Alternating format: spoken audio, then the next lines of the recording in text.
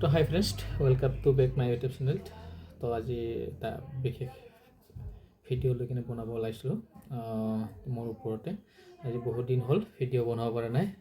দেখিছে অৱস্থা মোৰ, এই দুখন হাত প্লাষ্টাৰ কৰা আছে, দুয়োখনে, আৰু ইফালে চিলাই কৰা আছিলে। তো শেষলৈকে চাই থাকিব কেনেকৈ হ'ল মোৰ আজি এই অৱস্থা। মই গোটেই কাহিনীটো আপোনালোকক জনাই আছোঁ। সেই স্কিপ নকৰাকৈ শেষলৈকে ভিডিঅ'টো চাই থাকিব। তো আজিৰ পৰা এক মাহ আগত, মানে 10 ফেব্ৰুৱাৰী তাৰিখত ঘৰত গৈছিলোঁ, মিছেছ আৰু মই। তাৰপিছত ঘৰতো অসুখ হৈ আছে। অসুখ হৈ থাকোঁতে ঘৰৰ পৰা আমি ঔষধ দি, মা দেউতাক ঔষধ দি আহি কিনে ৰিটাৰ্ণ হৈ আছিলোঁ। মোটামুটি ৰাতি প্ৰায় 8:10 মান হৈছে সন্ধিয়া।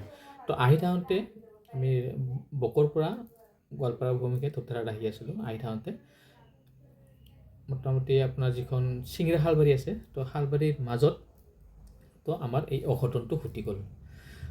তো গুৱাহাটী অভিমুখে যাই থকা দুখন গাড়ী, তাতে যিটো শালবাৰীৰ মাজত এলিফেণ্ট কৰিডৰ বনোৱাই আছে, তো সেইখিনি ঠাইত গোৱালপাৰাৰ পৰা গুৱাহাটী অভিমুখে দুখন গাড়ী একেলগে সমানে গৈ আছে। তাৰপিছত আৰু সেই দুখন গাড়ী ক্ৰছ কৰি কিনে এম্বুলেঞ্চখনে গ'ল। তো এম্বুলেঞ্চখনে ইমান স্পীডত গৈছে, এম্বুলেঞ্চখন খালী আছিলে। তো স্পীডত গৈ কি কৰিলে, আমাৰ ফালে ঠাই নোহোৱা হৈ গ'ল। যিহেতুকে দুখন ক্ৰছ কৰি কিনে তেওঁ গ'ল, তো এতিয়া আমাৰ ঠাই নোহোৱা হ'ল। তাৰপিছত আমি ছাইডত জাষ্ট মই তাইক ক'বহে পালোঁ, এই ড্ৰাইভাৰজনে কোনফালেদি আহি আছে। এনেকৈ কোৱাৰ লগে লগে মানে গাড়ীখন গৈ মাৰি দিলে আমাক। তাৰপিছত তেনেকৈ পৰি গ'লোঁ। এতিয়া মোৰ অলপ হুচ আছিলে, তাইৰ মিছেছৰো অলপ হুচ আছিলে, বেটা তাকো নিয়া নাছিলোঁ।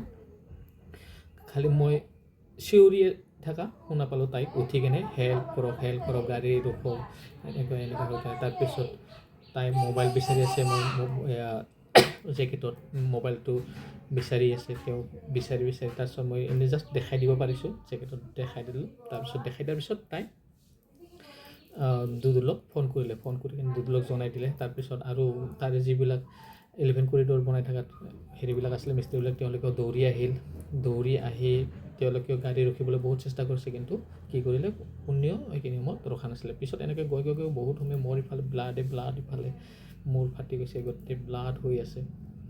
তাৰপিছত বন্দাপাৰাৰ পৰা, বকৰ পৰা এজন মানুহ, বন্দাপাৰাৰ মানুহ বকৰ পৰা আহি তাৰপিছত তেওঁ ৰখিল। এনেকৈ বটকৰো ৰখি মানুহবিলাক হ'ল। পিছত এম্বুলেঞ্চক ফোন কৰা হ'ল, এম্বুলেঞ্চ আহি পিছত শেষত মোক বকো মেডিকেলত লৈ গ'ল। তো এনেকৈ সেইখিনি কাহিনীখিনি আৰম্ভ হৈ গ'ল। তো গতিকে এইখিনি ক'ব বিচাৰিছোঁ মই, মানে এম্বুলেঞ্চখন খুন্দিওৱাৰ পিছত তেওঁ কমচে কম ৰাখিব লাগিছিলে। তো গাড়ীখন নাৰাখি তেওঁ গুচি গ'ল। কিন্তু তেওঁৰ এটা ধৰ্ম আছিল সহায় কৰা, কিন্তু তেওঁ আৰু সহায় নকৰিলে আমাক, কিন্তু কৰিব লাগিছিলে। যাৰ ফলত আজি সেই মানুহকেইজন নোহোৱা হ'লে হয়তো, বা মোৰ মিছেছো যদি মোৰ লগত নাথাকিলে, মই যদি অকলে থাকিলোঁ, তেনেহ'লে মই তাতে তেনেকৈ পৰি মৰি থাকিলোঁ। কাৰণ আজিকালি মানে সকলোৱে ভাবে যে এক্সিডেণ্ট হোৱাৰ পিছত কোনোবাই হেল্প যদি কৰে তেওঁ জবাববন্দী হ'ব লাগিব, পুলিচে তেওঁক জবাব কৰিব, কিন্তু সেইটো নহয়। তো চৰকাৰে এইটো নিয়মেই কৰি দিছে, যদি তেনেকৈ কোনোবা এজন মানুহ হেল্প কৰিব লাগে বা হেল্প কৰিব পাৰে, মানে কোনো এক্সিডেণ্ট হৈছে, তেওঁক নি কিনে মেডিকেলত নিয়াৰ কিবা কৰা, তাতে কোনো পুলিচো আজিকালি একো নকৰে। সেয়েহে মই আজি মোৰ ভিডিঅ'টো বনোৱাৰ উদ্দেশ্যই এইটো হ'ল যে আজি এক মাহ মই পৰিয়ে থাকিলোঁ। এতিয়াও মোৰ হাত দুখন প্লাষ্টাৰ কৰাই আছে, প্লাষ্টাৰ কৰা হোৱাই নাই। বহুত কষ্টও খালোঁ। তো মোৰ ইয়াৰ জৰিয়তে মই সকলোকে জনাব বিচাৰোঁ যে যদি কাৰোবাৰ যদি তেনেকুৱা ক'ৰবাত কোনোবাই যদি দেখা পায়, যদি এক্সিডেণ্ট হৈ কিনে পৰি আছে, তো তালৈকে তেওঁ খবৰ দিয়ক বা নিজে থাকিলে লৈ যাওক, তো সকলোৱে হেল্প কৰিব পাৰিব। গতিকে আপোনালোকে নিশ্চিন্ত থাকক, মানে কোনো জবাববন্দী হ'ব নালাগে, বা কোনেও পুলিচক জেৰা নকৰে। এই হেৰিৰ পৰা মই ইয়াকে আৰু জনাব বিচাৰিছোঁ যে মোবাইলৰ মোৰ সেই ইউটিউব চেনেলৰ জৰিয়তে মোক যিসকল ব্যক্তিয়ে মোক সেই এক্সিডেণ্টৰ সময়ত সহায় কৰিলে তেওঁলোকক নাপাম, হয়তো কেতিয়াবা যদি তেওঁলোকে চায় তেওঁলোকে এই মোবাইলৰ পৰাই দেখা পাব। মই তেওঁলোকক অশেষ ধন্যবাদ জনাইছোঁ যিসকলে মোক সেই এক্সিডেণ্টৰ দিনা সহায় কৰিছিলে। আপোনাক অশেষ ধন্যবাদ তেওঁলোকক। আৰু মোৰ মৰমৰ ছাত্ৰ ছাত্ৰীসকল, হয়তো বহুতে তোমালোকে খবৰ ল'ব বিচাৰি আছা, খবৰ ল'ব পৰা নাই, সময় নোহোৱাৰ কাৰণেও হ'ব পাৰে, বিভিন্ন কাৰণত হ'ব পাৰে। মই বৰ্তমান মোটামুটি প্ৰায় ঠিক হৈছোঁৱে, তো সেইকাৰণে চিন্তা কৰিব নালাগে। নিশ্চয় তোমালোকে মোৰ ভিডিঅ'টো পাবাই। তো মোটামুটি ভাল হৈছে আহি, আৰু কেইদিনমান পিছত স্কুললৈও যাব পাৰিম।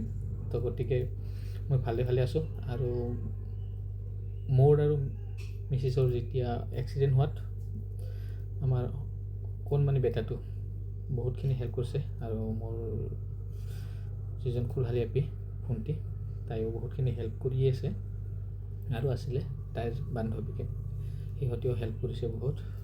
দলি ইয়াতে আছে তেনেকৈ। সেইকেইদিন মোক মানে শৌচ কৰিবলৈ যোৱা, পেচাব কৰিবলৈ যোৱা, এইবোৰ মোৰ একমাত্ৰ মৰমৰ বেটাটো, তো সি বহুতখিনি মোক হেল্প কৰিছে।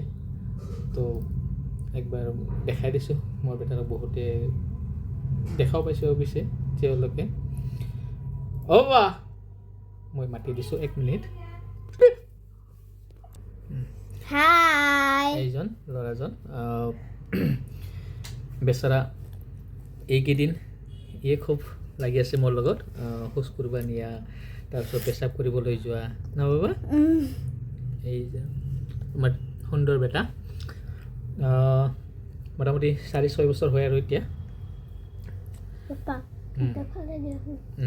তো হাই কোৱা। হাই।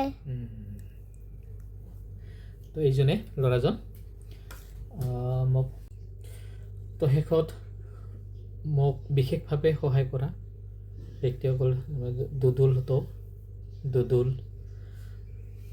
জন আচাৰ্য, উপকুল আচাৰ্য, কুলদীপ আচাৰ্য, এওঁলোকক সকলোকে মোৰ ফালৰ পৰা অশেষ ধন্যবাদ জনাইছোঁ। মোক বৰ্তমানলৈকে আজিলৈকে সহায় কৰি থকাৰ কাৰণে তেওঁলোকক মোৰ ফালৰ পৰা এই মোবাইলৰ জৰিয়তে তেওঁলোককো অশেষ ধন্যবাদ দিছোঁ। তেওঁলোকক এতিয়াও আহি থাকে, যিহেতুকে তেওঁলোকক লগেই পাই থাকোঁ, তথাপিও মই তেওঁলোকক অশেষ ধন্যবাদ দিছোঁ। আৰু আমাৰ লগৰ যিসকলে মোক সহায় কৰিছে সকলোকে, আমাৰ ষ্টাফৰে হওক বা আমাৰ অভিভাৱকে হওক, তেওঁলোকেও বহুত সহায় সহানুভূতি আগবঢ়াইছে। তো তেওঁলোককো মই অশেষ ধন্যবাদ জ্ঞাপন কৰিছোঁ মোক খবৰ লোৱাৰ কাৰণে। তো তেওঁলোককো মই মোৰ চেনেলৰ জৰিয়তে তেওঁলোককো মই অশেষ ধন্যবাদ জ্ঞাপন কৰিছোঁ। আৰু সদুশেষত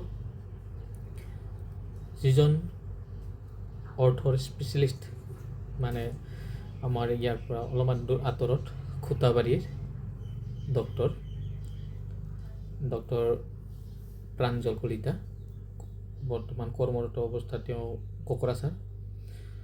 কিবা সূত্ৰে মানে তেওঁ বিশেষ কাৰণত ঘৰত অহাৰ কাৰণে তেওঁৰ পৰাও আমি বহুত সহায় সহানুভূতি পালোঁ, উৎসাহ পালোঁ।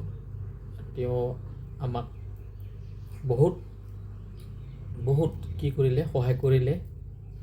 তো এই চেগতে তেওঁকো মোৰ ফালৰ পৰা ডক্টৰ প্ৰাঞ্জল কলিতা ছাৰলৈও অশেষ ধন্যবাদ জ্ঞাপন কৰিছোঁ।